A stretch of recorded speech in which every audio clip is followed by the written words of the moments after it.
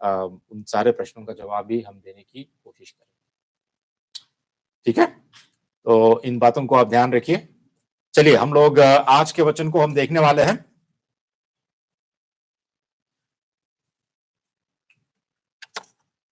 प्रार्थना करके हम लोग आज के वचन को देखेंगे। ठीक है, प्यारे पिता, हम तेरा धन्यवाद करते हैं तेरे चरणों में पिता। आज के दिन तेरे वचन को सुनकर, तेरे वचन की रोटी खाकर पिता, हम अपने आप को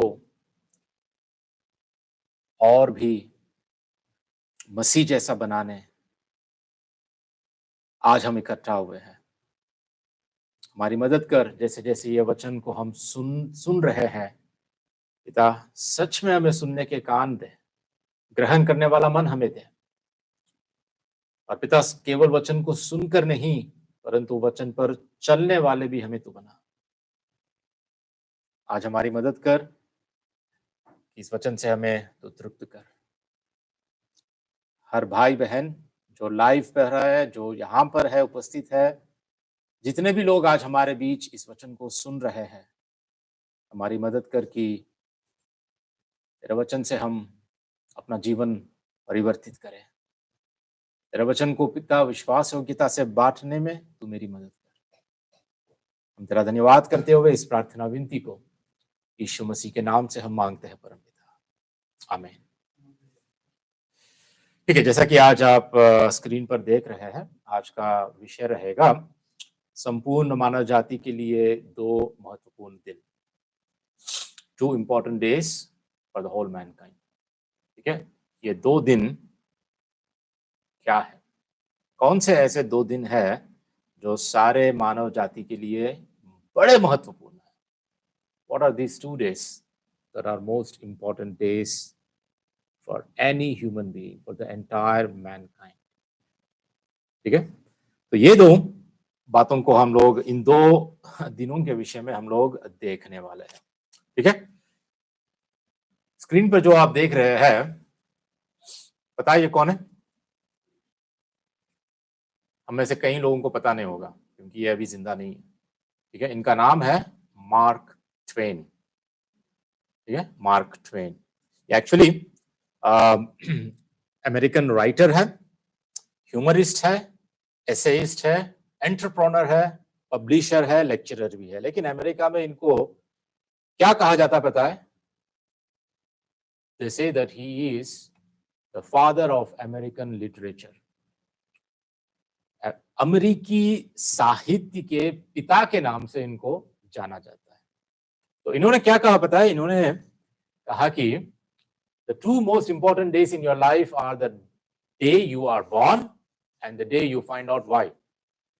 मतलब आपके जीवन में 2 सबसे महत्वपूर्ण दिन, वह दिन है जब आप पैदा हुए थे और वह दिन जब आपको पता चला कि आप क्यों पैदा हुए हैं। ठीक है, ये संसार में जो लोग होते हैं, संसार में संसार की रीति से उनकी जो सोच विचार होती है ना, उन लोगों के लिए, ठीक है, ये बहुत ही महत्वपूर्ण है। लेकिन जो मसीही है, जो बाइबल को जानते हैं, जो बाइबल के परमेश्वर को जानते हैं, उनके लिए आज जो मैं बातें कह रहा हूं, जो 2 महत्वपूर्ण दिनों के विषय में मैं शेयर करने वाला हूं, वो उससे भी बढ़कर है। ठीक है, एक्चुअली इनका नाम मार्क ट्वेन के बदले इनका रियल नेम सैमुअल क्लीमेंस है। ठीक है, ये पत्रकार भी है, मतलब ये लेखक है। लेखक के विषय में, लेखक के जैसा ये अपने आप को ना मार्क ट्वेन कह के बुलाते हैं। ठीक है, लेकिन जैसा मैंने आज बताया आपको कि आज मैं जिन 2 महत्वपूर्ण दिनों के बारे में बात करने जा रहा हूं, ये सिर्फ एक व्यक्ति के लिए नहीं परंतु पूरी मानव जाति के लिए है। ठीक है, यहां पर सिर्फ एक व्यक्ति के लिए कहा गया है कि जिस दिन तुम पैदा होते हो वह दिन तुम्हारे लिए महत्वपूर्ण है, और तुम क्यों पैदा हुए हो वो जानना, जिस दिन तुम जानोगे वो दिन तुम्हारे लिए महत्वपूर्ण है। बल्कि आज हम जो दो महत्वपूर्ण दिनों के विषय में बात कर रहे हैं वो सारे मानव जाति, सिर्फ एक इंसान, दो इंसान के लिए नहीं, सारे मानव जाति के लिए। ठीक है, देखिए जीवन की कुछ ऐसी हकीकतें, ऐसे वास्तविकता है, ऐसे realities, there are realities that no one can deny in this life, जो कोई इनकार नहीं कर सकता, चाहे आप आस्तिक हो या नास्तिक हो, whether you are a believer or you are an atheist, no one can deny these realities। जैसे कि जीवन या जन्म, सुख, दुख, बीमारी, भला, बुरा और मृत्यु। ठीक है, लाइफ और birth, suffering, good, evil and eventually death। इसको कोई नकार नहीं कर सकता, है ना, नकार नहीं कर सकता, इसको कोई इनकार नहीं कर सकता। ये जीवन की वास्तविकता है।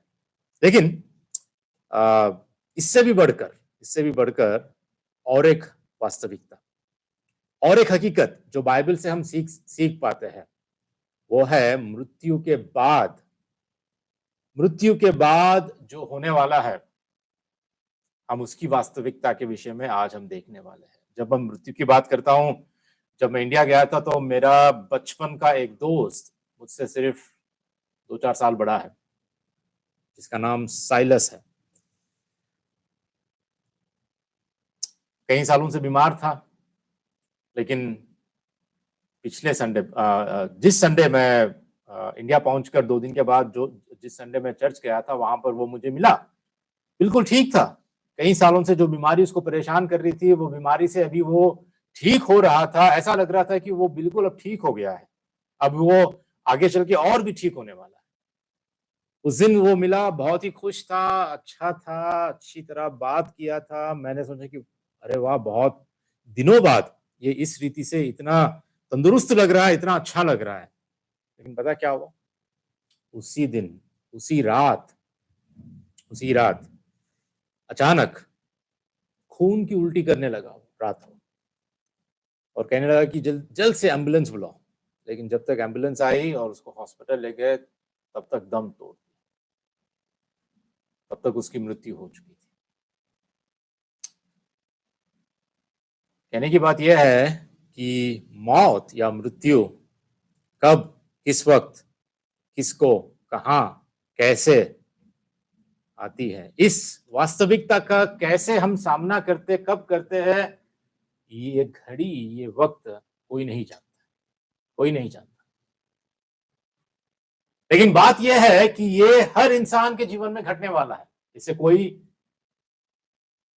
एस्केप नहीं हो सकता, इसको कोई इनकार नहीं कर सकता। लेकिन कहने की बात यह है, बाइबल की एक विशेष बात यह है कि बाइबल के अनुसार मृत्यु से परे या मृत्यु के बाद और एक विशेषता या और एक वास्तविकता, एक ऐसी हकीकत है जिसके बारे में आज हम देखने वाले। तो संपूर्ण मानव जाति के लिए 2 महत्वपूर्ण दिन। ठीक है, सबसे पहला दिन पता है आपको, हम जो आज सेलिब्रेट कर रहे हैं, एक मिनट,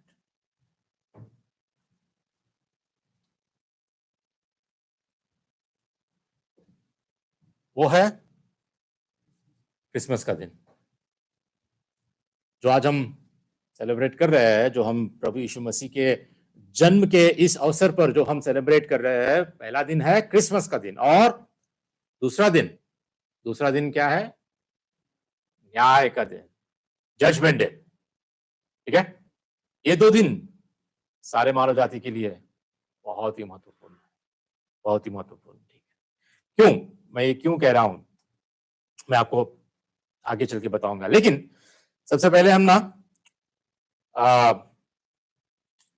न्याय के दिन के विषय में हम सोचने वाले हैं, न्याय के दिन के विषय में हम लोग देखने वाले हैं। क्यों? क्योंकि जो पहले हो चुका है वो अतीत में हो चुका है, क्रिसमस का दिन, वो महत्वपूर्ण है, उसके बारे में मैं बाद में बात करूंगा, लेकिन पहले जो न्याय का दिन है उसके बारे में मैं आपको समझाने की कोशिश करूंगा।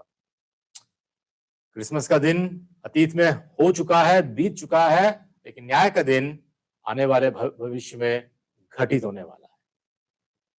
ठीक है, जो अतीत में हुआ है हम उसको बाद में देखेंगे, लेकिन जो अभी सभी के साथ होने वाला है हम पहले उसको देखेंगे।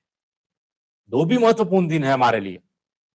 ठीक है, 2013 में, ठीक है, 2013 में एक मूवी रिलीज हुई थी। कहां पर पता है? सिंगापुर में। किसने किया पता है? वो सिंगापुर की जो फिल्म इंडस्ट्री है उन्होंने रिलीज की थी उस मूवी को 2013 में, और वो मूवी का नाम था जजमेंट डे। ठीक है, इस मूवी का नाम था जजमेंट डे, न्याय का दिन। अब इस मूवी की कहानी ऐसी है कि इस फिल्म में, ठीक है, जीवन के सभी क्षेत्रों के कई पात्र है, कई कैरेक्टर्स है। ठीक है, जिसमें से एक पुलिस वाला है, पुलिस अधिकारी है, एक विवाहित व्यक्ति है, एक पत्नी है, एक महिला जिसकी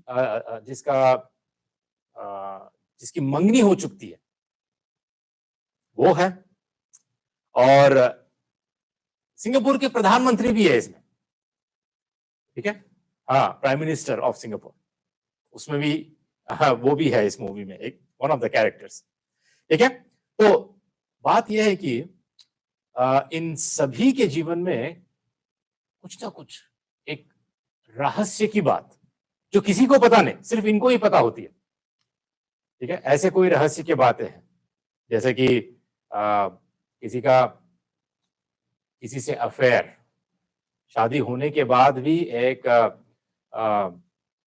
अवैध काम, या जो पुलिस वाला था या प्रधानमंत्री था वो भ्रष्ट थे, और किसी की कुछ मन की इच्छाएं थी, किसी के बहुत कुछ गलत इच्छाएं भी थे। तो अपने अपने जीवन में ये लोग एक सीक्रेट लाइफ को, जो साधारण रूप से जो दिखता है वो नहीं, लेकिन अपने अपने जीवन में ये रहस्य का जीवन जीते थे। तो बात ये थी कि इनको एक खबर आती है, सारे सिंगापुर में सारे लोगों को एक इंफॉर्मेशन, एक जानकारी दी जाती है कि 72 घंटे में, विद इन 72 आवर्स, 72 घंटे में आसमान से या अंतरिक्ष से एक पत्थर, एक मीटियोराइट, जिसको हम हिंदी में उल्का कहते हैं, उल्का पिंड कहते हैं, ठीक है, वो गिरने वाला है, जमीन पर गिरने वाला है, और वो सिंगापुर में ही गिरने वाला है और सब कुछ नाश करने वाला है, ये बताया जाता है। और तुरंत जैसे ही ये खबर मिलती है, ये लोग जो पात्र है ये मूवी के, वो अपने अपने गुनाहों को, अपने अपने गलत कामों को वो स्वीकार करने लगे, वो मान लेने लगे, वो शुरू कर देते हैं एक दूसरे से, अपने परिवार वालों से या अपने समाज वालों से, कि मैं ऐसा हूं, मैंने ये गलत काम किया, मैंने वो किया है, ऐसे ना वो अपने गुनाहों के लिए कन्फेशन करना शुरू कर देते हैं। और उतना ही नहीं, जो लोग जिन की बड़ी बड़ी इच्छाएं है, जो कभी पूरी नहीं हुई है, वो पूरा करने के लिए वो तैयारी करते हैं। लेकिन बात ये थी कि एक चमत्कारिक रूप से सारे लोग उस दिन बच जाते हैं। जो उल्का था वो नाश नहीं करता है, बच जाते हैं। पता है आपको 1979 में भी स्काई लैब कहकर अमेरिकन स्पेस स्टेशन जमीन पर गिरने वाला है, ऐसी खबर सारे मीडिया में थी। ठीक है, 1979 में, तब तक मैं पैदा भी नहीं हुआ। ठीक है, तो आप जान सकते हैं कि मैं कितना जवान हूं अभी, है ना। मैं इतना भी बूढ़ा नहीं हूं। ठीक है, तो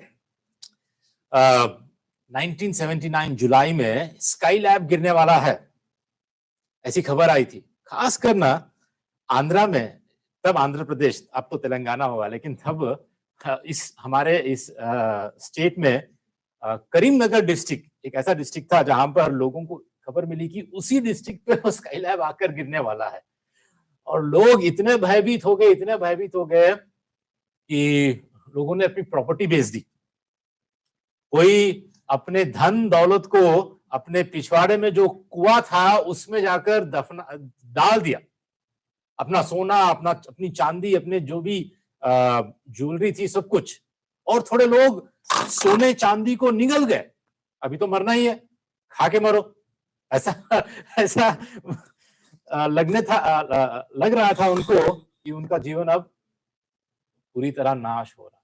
लेकिन पता है, ये मीडिया में जो न्यूज आया था, ये पक्की खबर नहीं थी, ये एक अफवाह थी, लोगों को गलतफहमी हुई थी, और इसी खबर से लोग बड़े भयभीत हो गए थे, सोचे कि अब नाश होने लगा है, अब ये न्याय का दिन हमारे लिए आ गया है।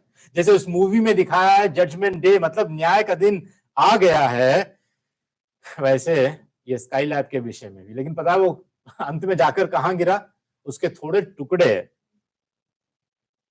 इंडियन ओशन में और थोड़े ऑस्ट्रेलिया में टुकड़े जाकर गिरे। किसी का कोई नुकसान नहीं हुआ, कोई नहीं मरा, समुद्र में गया, हिंद महासागर में, इंडियन ओशन में ये जाकर गिरा, ठीक है। लेकिन भयभीत हो गए थे लोग। हम ऐसे न्याय के दिन के बारे में नहीं बात कर रहे, ठीक है। हमारा एक दिन न्याय होगा, एक दिन जो बात मैं कह रहा हूं, जिस न्याय के दिन की बात मैं कह रहा हूं, वो पृथ्वी पर होने वाली भयानक घटना के बारे में नहीं है, ठीक है। पृथ्वी पर होने वाली भयानक घटना के बारे में नहीं है। बाइबल क्या कहती है? देखिए, बाइबल कहती है कि मनुष्यों के लिए एक बार मरना और उसके बाद न्याय का होना नियुक्त है, नियुक्त किया गया है कि एक दिन न्याय होने वाला है, एक दिन न्याय होने वाला है। रोमियों की पुस्तक में भी यह कहा गया है कि क्रोध का दिन आएगा, ठीक है, वो आ रहा है, जब परमेश्वर मनुष्यों के विद्रोह पर अपना फैसला सुनाएगा, ठीक है। रोमियों के 2:5 ऐसा कहता है कि मनुष्य अपनी कठोरता और हठीले मन के अनुसार परमेश्वर के क्रोध के दिन के लिए, जिसमें परमेश्वर का सच्चा न्याय प्रकट होगा, अपने लिए क्रोध कमा रहा है। मनुष्य क्या कर रहा है?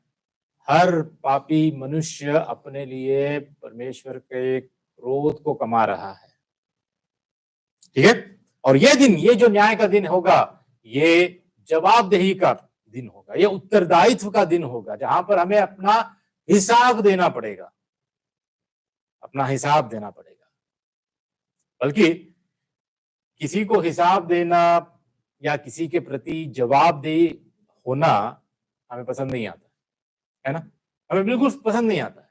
किसी की अधीनता में हमें रहना है, या किसी की बात मानना है, या किसी को हमें जवाब देना पड़ेगा, ये बात सुन के ही हमें अच्छा नहीं लगता है, किसी को पसंद नहीं आता है। क्यों? क्योंकि ये जो हमारा स्वभाव है ना, हमारा पापी स्वभाव कभी भी अधिकार, अधीनता और आज्ञाकारिता को पसंद नहीं करता है, कभी पसंद नहीं करता है। हम इसी में खुश रहते हैं कि मुझे कभी किसी को जवाब देना नहीं पड़ेगा। लेकिन बात ऐसी नहीं है। चाहे जमीन पर या पृथ्वी पर जब हम रहते हैं, हो सकता है कि आपको किसी को, आज के दिन आप ऐसी स्थिति में हो सकते हैं कि आपको किसी को जवाब देने की जरूरत नहीं है, सब कुछ होगा आपके पास। लेकिन बात यह है, बाइबल की बात यह है कि एक दिन आपको न्याय के उस सिंहासन का सामना करना पड़ेगा, ठीक है। चाहे हमें पसंद हो या ना हो, चाहे आप इसे पसंद करें या ना करें, हम सभी को अपने शब्दों का, या अपने बातों का, या अपने कर्मों का, या अपने विचार, अपनी इच्छाएं और अपने उद्देश्यों का हिसाब देना होगा एक दिन। लेकिन समस्या क्या है पता है? इन सभी कामों में, इन सभी चीजों में, किस में? हमारे बातों में, हमारे कर्मों में, हमारे विचारों में, हमारी इच्छाओं में और हमारे उद्देश्यों में भी, हमारे मोटिव्स में भी हमने परमेश्वर के विरोध पाप किया है। हमने परमेश्वर के विरोध पाप किया है और हम दंड के पात्र है, हम दंड के हकदार है। हमें दंड मिलना चाहिए, हमें सजा मिलनी चाहिए। हमारे पापों के विषय में हमें सजा मिलनी चाहिए। हम अपने पापों के लिए एक पवित्र, धर्मी और न्यायी परमेश्वर के क्रोध के अधीन है। बाइबल हमें यह सिखाती है कि हम क्रोध की संतान हैं।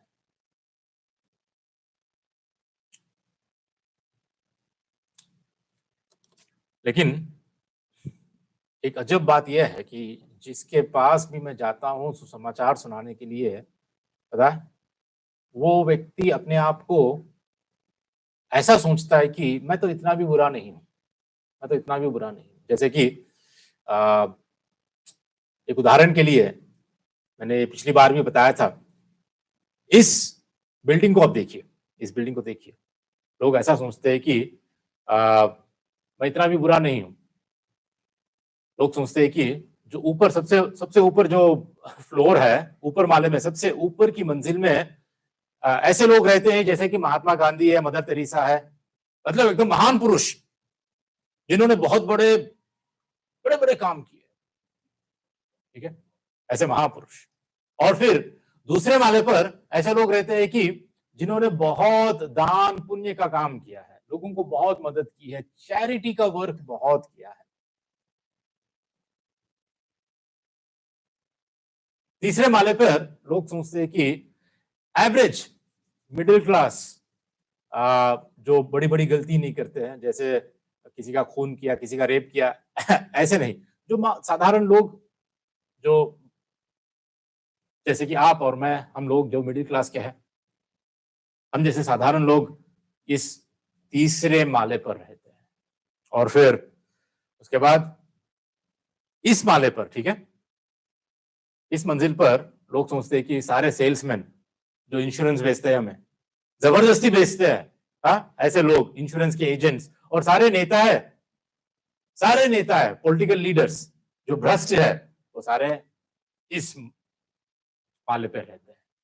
उसके बाद और लोग सोचते हैं कि जो रेगुलर क्रिमिनल्स, मतलब जो मुजरिम है, जो चोरी करते हैं, पॉकेट मारते हैं, जो हत्या करते हैं, या छोटे मोटे जो क्राइम करते हैं ना, ये सारे रेगुलर क्रिमिनल्स इस माले पे रहते हैं। और सबसे बढ़कर बेसमेंट में, ठीक है, बेसमेंट में लोग सोचते हैं कि जो हार्डकोर क्रिमिनल्स, मतलब इतने भयानक मुजरिम, ठीक है, टेररिस्ट, मास मर्डरर्स, ठीक है, ऐसे लोग, वो सारे लोग बेसमेंट में रहते हैं। तो लोगों का कहने का मतलब ये होता है कि ऐसे कैटेगरी के सारे लोग, ठीक है, एक एक माले पर, एक एक मंजिल पर, शायद परमेश्वर की दृष्टि में लोग ऐसे होते हैं। लेकिन पता है हकीकत क्या है, रियलिटी क्या है? रियलिटी यह है कि हम, और उतना ही नहीं, ठीक है, सोचते हैं कि ये जो तीसरी माले के ऊपर जो है, परमेश्वर उनको स्वीकार करेगा, और तीसरी माले के नीचे जो है, परमेश्वर उनको रिजेक्ट कर देगा। जितने भी यहाँ के ऊपर वाले हैं, वो सब परमेश्वर के द्वारा स्वीकार कर लिए जाएंगे। जितने भी नीचे हैं, वो सब लोग रिजेक्टेड पीस, रिजेक्टेड कैंडिडेट्स हैं, ठीक है। लेकिन हकीकत यह है, वास्तविकता यह है कि हम सभी लोग, देख रहे हैं आप, सभी लोग परमेश्वर के आगे एक समान है, सभी लोग, ठीक है। कोई ऐसा नहीं है जो परमेश्वर के आगे ऊंचा या नीचा, कोई बड़ा या छोटा नहीं, सभी लोग पापी ही है, सभी लोग पापी ही है, ठीक है। परमेश्वर के आगे जितने भी मनुष्य जाति में जो पापी इंसान है, चाहे वो धनवान क्यों ना हो या गरीब क्यों ना हो, चाहे वो पढ़े लिखे क्यों ना हो या अनपढ़ गवार क्यों ना हो, सभी लोग एक समान है।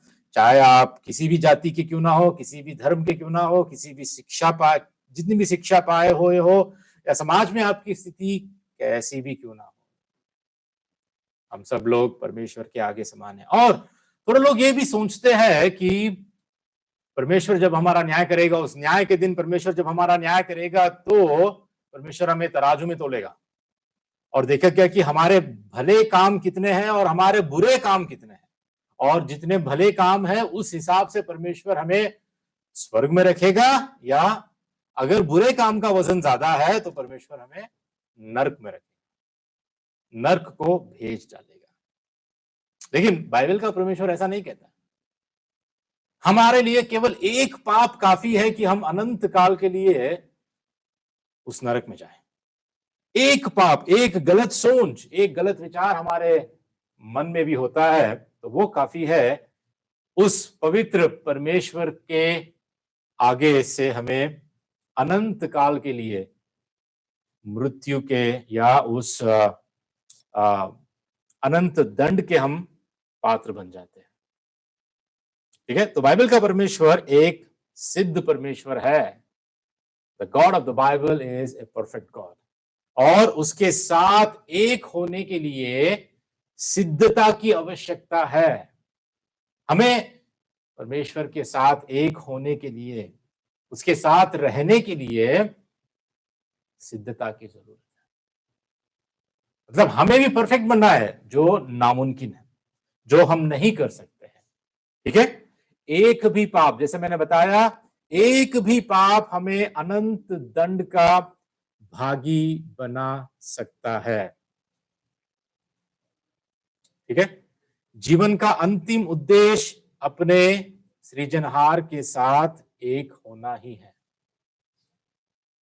ठीक है, पता है, जीवन का उद्देश्य हमारे सृजनहार जो हमें बनाया है उसके साथ एक होना है।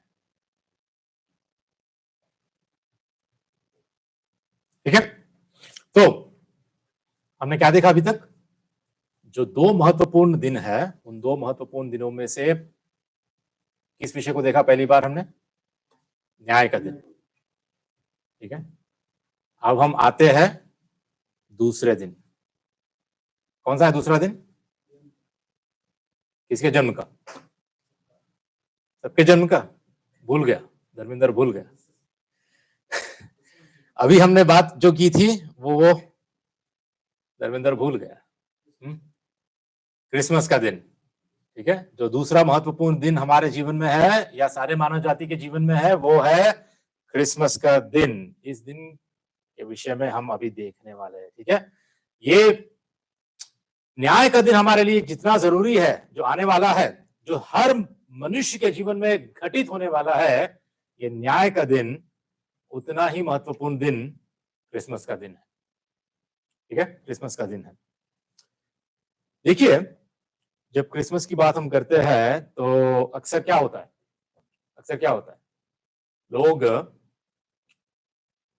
जैसे ही क्रिसमस सारे संसार में, ठीक है, हर कोई संसार में क्रिसमस के दिन के विषय में अगर हम बात करते हैं तो कई लोगों को क्रिसमस के विषय में समझ नहीं होती है। क्रिसमस क्यों मनाया जाता है?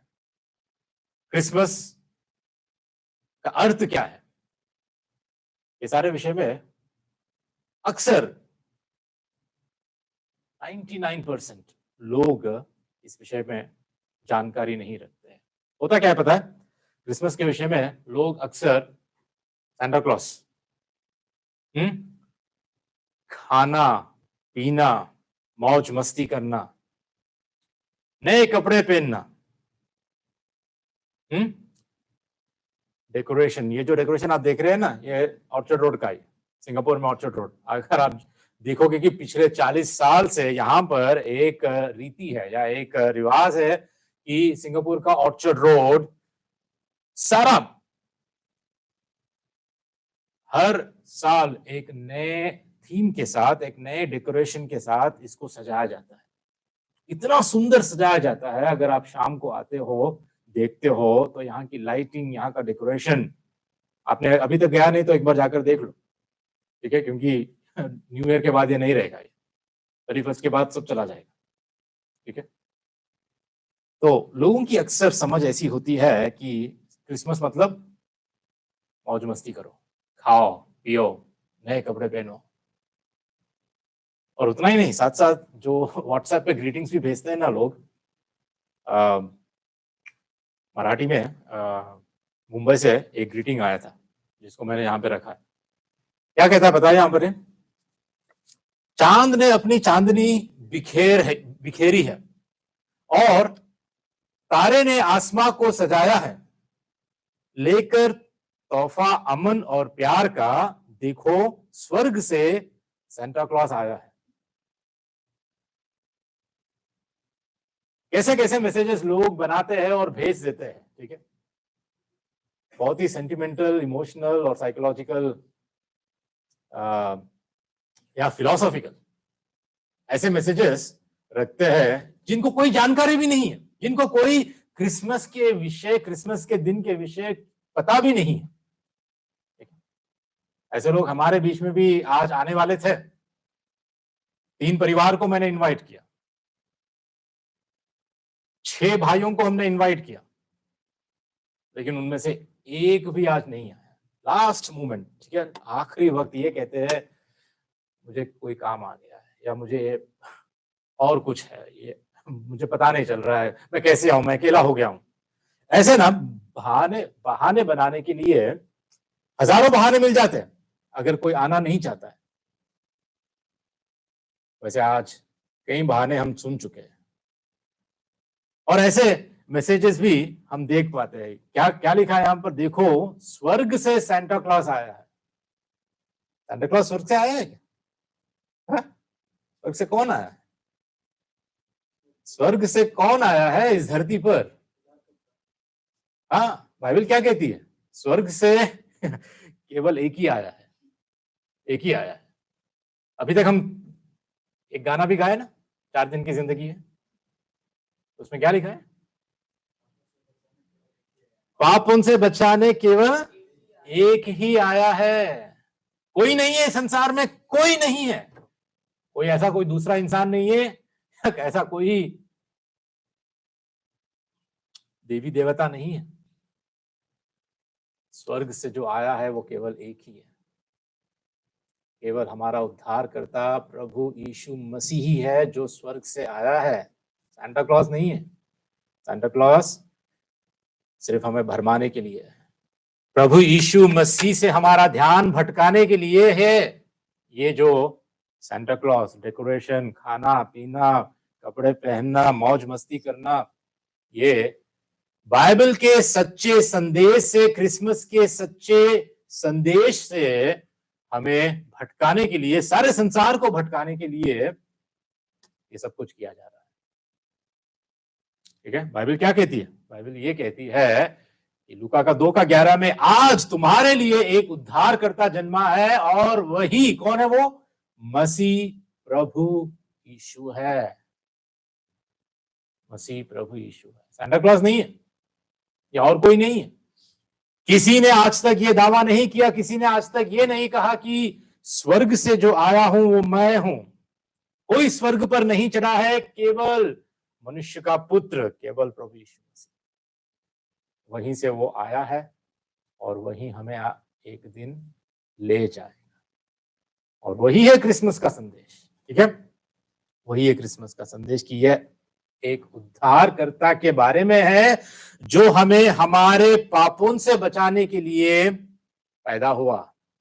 उस पहले क्रिसमस के दिन, the very first Christmas day, हमें हमारे पापों से बचाने के लिए, हमें उद्धार देने के लिए, ठीक है, यीशु मसीह का जन्म उस पहले क्रिसमस के दिन इसी उद्देश्य के लिए हुआ है। इसी उद्देश्य के लिए हुआ था कि हमें पवित्र परमेश्वर के पास लाने और हमें उसके साथ एक करने के लिए। पता है प्रभु यीशु मसीह ने क्या कहा?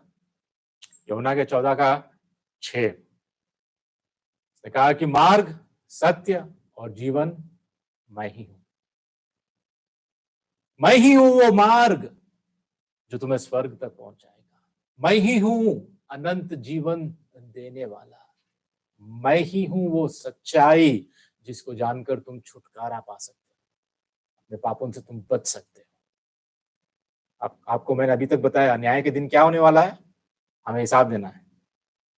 एक महत्वपूर्ण दिन जो आने वाला है, जो घटित होने वाला है, क्रिसमस का दिन है जो घटित हो चुका है, जो अतीत में है, लेकिन न्याय का दिन, 2 दिनों में हमारे लिए ऐसे महत्वपूर्ण दिन, न्याय का दिन और क्रिसमस का दिन।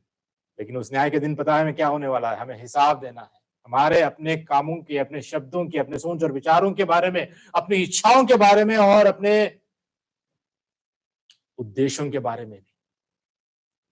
न्याय के दिन इन सब का हिसाब हमें देना है। जिस मूवी के बारे में मैंने बात की थी, जजमेंट डे, ठीक है, उसमें किरदार जो थे, जो कैरेक्टर्स थे, जो पात्र थे, उनके लिए मौका मिल गया, वो मारे नहीं गए, वो बच गए। लेकिन पता है इस संसार को छोड़ने के बाद, इस धरती को हम छोड़ने के बाद हमारे लिए कोई और दूसरा चारा नहीं, कोई दूसरा रास्ता नहीं है। यहां पर रहते ही वक्त हम उद्धार पा सकते हैं या हम उद्धार पाए बिना ही हम मर सकते हैं। आज सोचने की बात है, क्रिसमस के इस शुभ अवसर पर, इस अच्छे अवसर पर परमेश्वर का वचन हमें यही कहता है कि यीशु ही उद्धार करता है, जो हमारे लिए जन्मा है, क्रिसमस के दिन जन्मा है, जो मार्ग, सत्य और जीवन है, जो हमें उस न्याय के दिन बचाने वाला केवल वही है।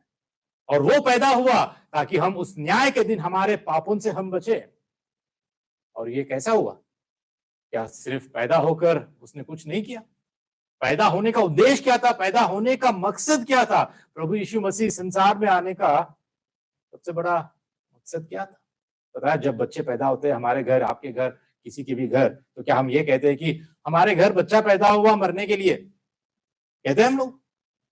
नहीं जी, हमारे घर हमारा ये बेटा पैदा हुआ, बेटी पैदा हुई, हमारा इतना सुंदर सा ये लड़का पैदा हुआ, पता है आपको क्यों?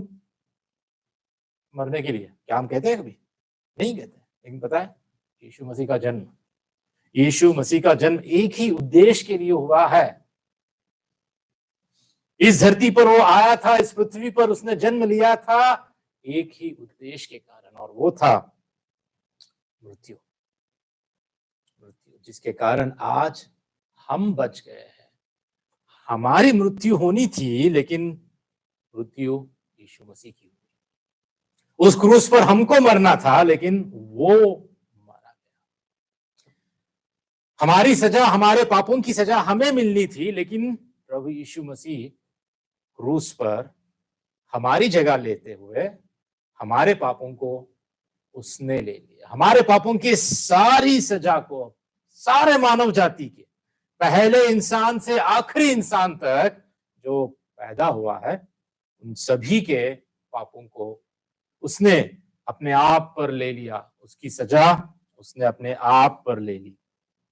ठीक है, तो केवल जन्म से ही नहीं, लेकिन जन्म के बाद जो सिद्ध जीवन प्रभु यीशु मसीह ने जिया है, और जो अपना पवित्र लहू बहाया है, अपना जीवन, अपने जान को कुर्बान किया है, बलिदान किया है, जन्म से लेकर, from cradle to the cross,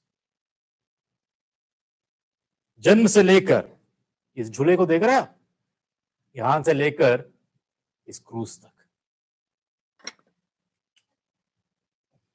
प्रभु यीशु मसीह ऐसा जीवन, एक सिद्ध जीवन, पवित्र जीवन उन्होंने जीकर इस क्रूस पर हमारे लिए वो मारा गया। जिंदगी जीने का मकसद यही था, इस संसार में आने का उद्देश्य यही था। ठीक है, और उतना ही नहीं, अपने प्राण को बलिदान कर कर वो तीसरे दिन मुर्दों में से जी उठा। तीसरे दिन मुर्दों में से जी उठा, ये साबित करते हुए कि वो सच में परमेश्वर है, सच में परमेश्वर है, परमेश्वर का पुत्र है। ठीक है, बाइबल कहती है बड़े महत्वपूर्ण बात, बाइबल कहती है यूहन्ना के 3:16 से 18 तक अगर आप पढ़ोगे, परमेश्वर ने जगत से ऐसा प्रेम रखा कि उसने अपना एक लौता पुत्र दे दिया ताकि जो कोई उस पर विश्वास करे वह नाश ना हो परंतु अनंत जीवन पाए। किसको दिया परमेश्वर ने? अपने एक लौते पुत्र को। किस लिए दिया? किस लिए दिया? क्रिसमस के उस दिन, इन लोगों का विश्वास है कि 25 दिसंबर को क्रिसमस एक्चुअली नहीं है। कोई बात नहीं, 25 में हो या जनवरी के 24 पे हो या सितंबर के 10 का हो, कोई बात नहीं, लेकिन यीशु मसीह इतिहास में, हिस्ट्री में वो आया है, वो पैदा हुआ है, वो जन्म लिया है। ये वचन के अनुसार हम देख पाते हैं कि क्यों परमेश्वर ने अपने एक लौते पुत्र को क्यों भेजा उस दिन, ताकि जो कोई उस पर विश्वास करे वह नाश ना हो परंतु अनंत जीवन पाए। परमेश्वर ने अपने पुत्र को जगत में इसलिए नहीं भेजा कि जगत पर दंड की आज्ञा दे, परंतु इसलिए कि जगत उसके द्वारा उद्धार पाए। यदि हम उद्धार नहीं पाते हैं तो दंड की आज्ञा हम पर होती है, परमेश्वर का क्रोध हम पर होता है, परमेश्वर का क्रोध हम पर होता है। जो उस पर विश्वास करता उस पर दंड की आज्ञा नहीं होती, परंतु जो उस पर विश्वास नहीं करता वह दोषी ठहराया जा चुका है, इसलिए कि उसने परमेश्वर के इकलौते पुत्र के नाम पर विश्वास नहीं किया। प्रभु यीशु मसीह परमेश्वर का पुत्र है, he is the son of God, लेकिन साथ साथ ही इज गॉड द सन, वो परमेश्वर पुत्र भी है। जैसे परमेश्वर पिता है, परमेश्वर पुत्र भी है, और जैसे परमेश्वर पवित्र आत्मा भी है। ठीक है, वो मनुष्य भी है और साथ ही साथ 100 के 100% वो संपूर्ण रीति से परमेश्वर भी है। मैं आशा करता हूं कि इन बातों के द्वारा आप, यदि आज यहाँ है, नहीं है, या बाद में भी इन बातों को सुन रहे हैं, आशा करता हूं कि क्रिसमस का असली मकसद, असली उद्देश्य और क्रिसमस का असली अर्थ क्या है आप जानोगे। अपना जीवन प्रभु यीशु मसीह को दोगे, अपने लिए उस न्याय के दिन के लिए तैयारी करोगे, और जो प्रभु यीशु मसीह में है, जो प्रभु यीशु मसीह के द्वारा उद्धार प्राप्त है, जैसा कि ये वचन कह रहा है, दंड की आज्ञा उन पर नहीं रहेगी, नहीं रहेगी, क्योंकि वो आया हमारे लिए, दंड को सह लिया उसने, हमारे सारे दंड को सह लिया, हमारे सारी सजा को उसने सह लिया और हमारे लिए मारा गया। देखिए, सभी धार्मिक रास्ते, जितने भी संसार में जितने भी धार्मिक रास्ते हैं और बाइबल जो मसीह का रास्ता है, इसमें एक बड़ा अंतर है, एक सबसे बड़ा अंतर है। पता है क्या है वो आपको? हर रास्ता कहता है, हर रास्ता क्या कहता है पता है? हर रास्ता कहता है, क्या है ये? डू डू डू, मतलब करो करो करो करो, करते रहो, अच्छे काम करो, भला करो, करते रहो, करो करो करो, ताकि तुम अपने उद्धार को कमा लो। करके, ये सारे काम करके अपने पापों की माफी को तुम कमा लो, उद्धार को कमा लो, मोक्ष को, मुक्ति को कमा लो। Do do do.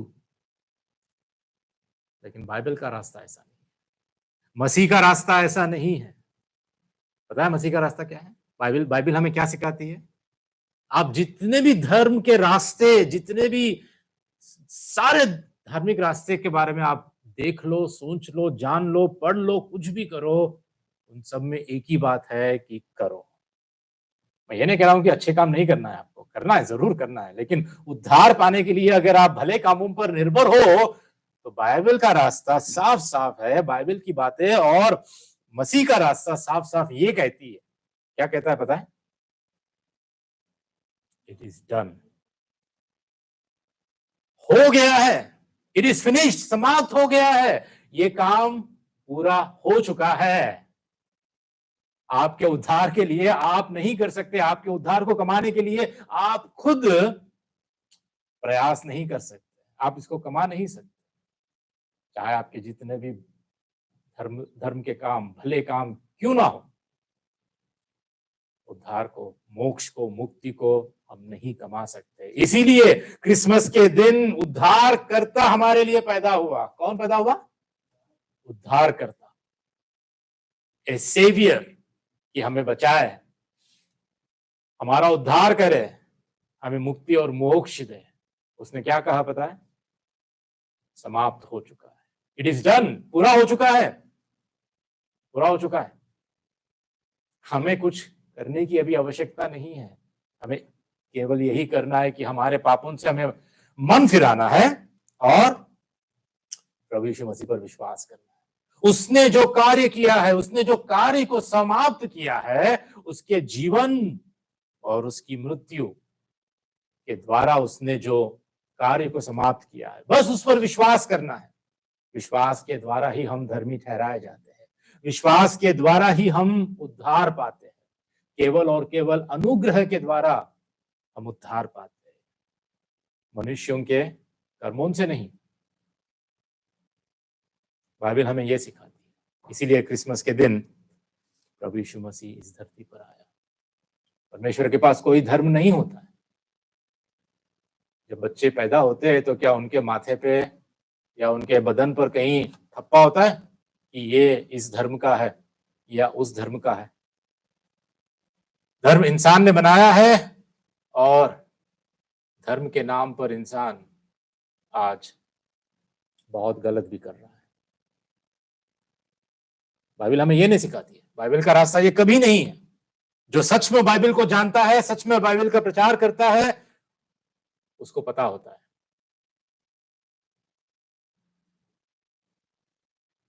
आशा करता हूं कि आज की इस ऐसे संसार में जब हम जहां जी रहे हैं कि लोग अपने अपने ही दुनिया के अधीन है, अपने अपने दुनिया में खोए हुए हैं, अपने अपने सोशल मीडिया में खोए हुए हैं,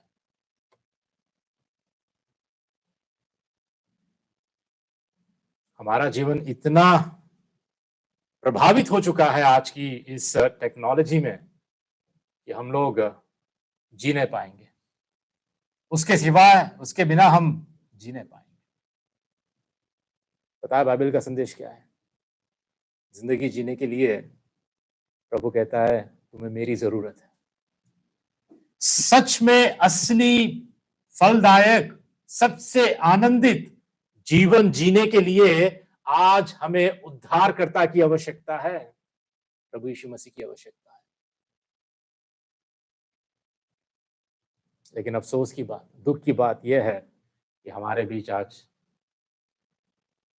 आज की पीढ़ी जो है वो विनाश की ओर दौड़ रही है, उस नरक की ओर भाग रही है, दौड़ रही है। पाप के अंधकार में जीवन जीते हुए हर इंसान अपने ही रास्ते को चुन रहा है। उद्धार की आवश्यकता को कभी वो महसूस नहीं कर रहा है।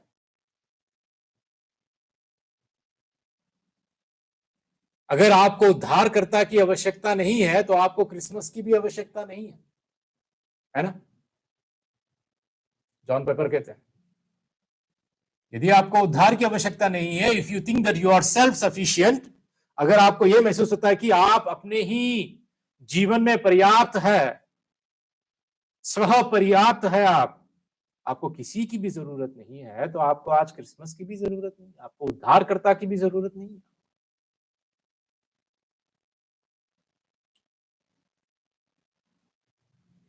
और ऐसे लोग हमारी संगति में भी नहीं आएंगे, मैं कह रहा हूं आपसे,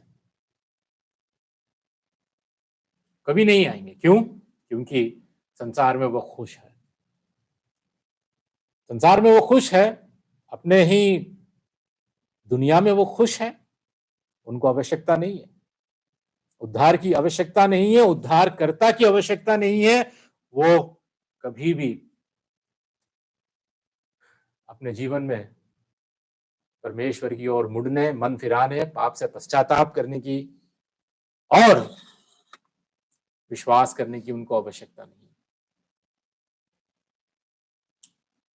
प्रभु हमारी मदद करे और मैं विश्वास करता हूं कि आज हम क्रिसमस के इस उद्देश्य को हम स्मरण करें, याद करें और हमारे जीवन को हम प्रभु यीशु मसीह को फिर से अर्पित करें।